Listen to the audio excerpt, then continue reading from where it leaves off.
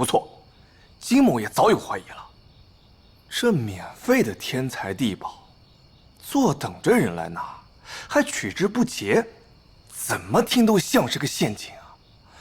不过，这其中还真有修士得了天大的好处。哦。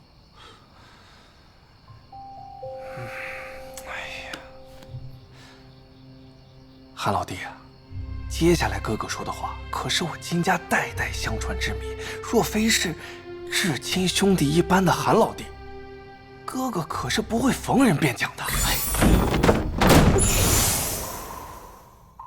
这个自然，金兄此间所言不传六耳。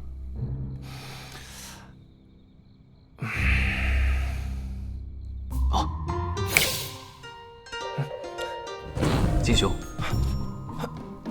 请讲。